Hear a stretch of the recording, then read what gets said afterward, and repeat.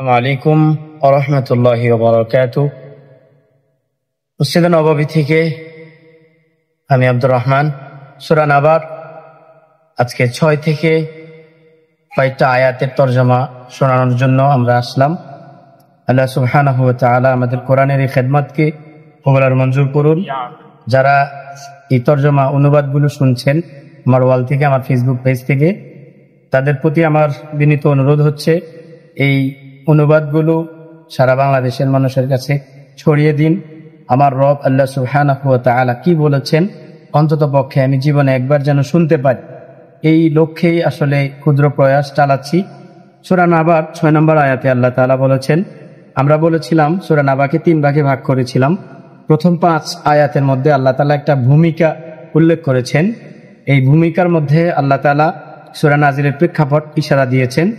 মক্কার কাফেররা তারা পরকালকে অস্বীকার করত, এই বিষয়টা আল্লাহ তাআলা প্রথমত ইশারা ইঙ্গিত করেছেন।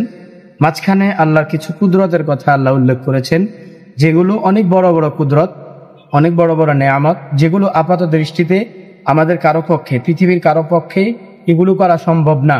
আল্লাহ এমন কিছু উপমা আমাদের সামনে তুলে ধরেছেন, এমন কিছু নেয়ামত আল্লাহ তাআলা তুলে ধরেছেন।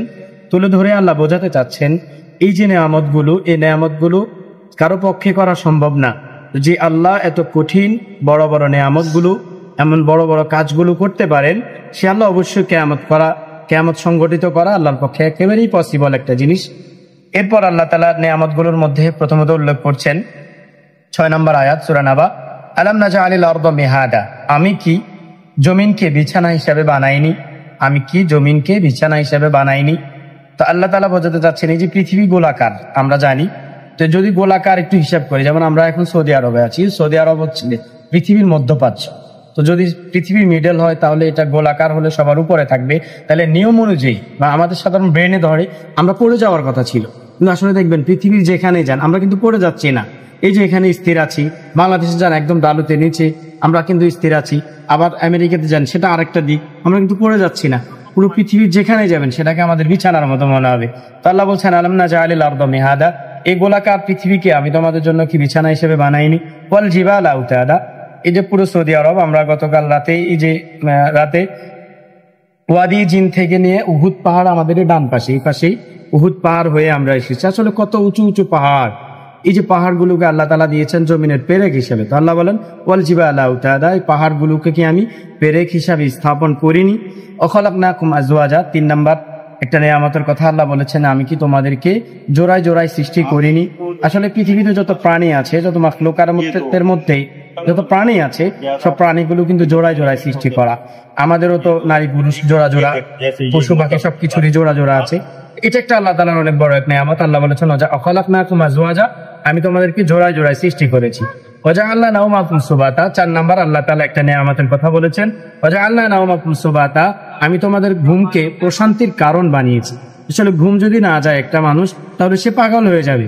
আর যখন সারাদিনের ক্লান্ত কর্মের পরে যখন একটা মানুষ ঘুমিয়ে যায়, তখন তার পুরো শরীর রিল্যাক্স হয়ে যায়, নতুন উদ্যমতা পায়।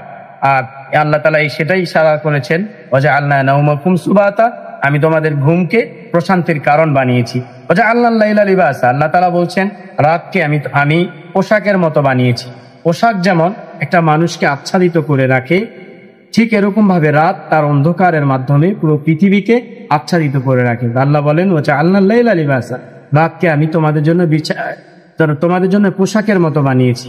ওয়াজআলনান নাহারা মাআশা, আল্লাহ তাআলা বলেছেন পরের আয়াতে, আমি দিনকে জীবিকা নির্বাহের মাধ্যম বানিয়েছি।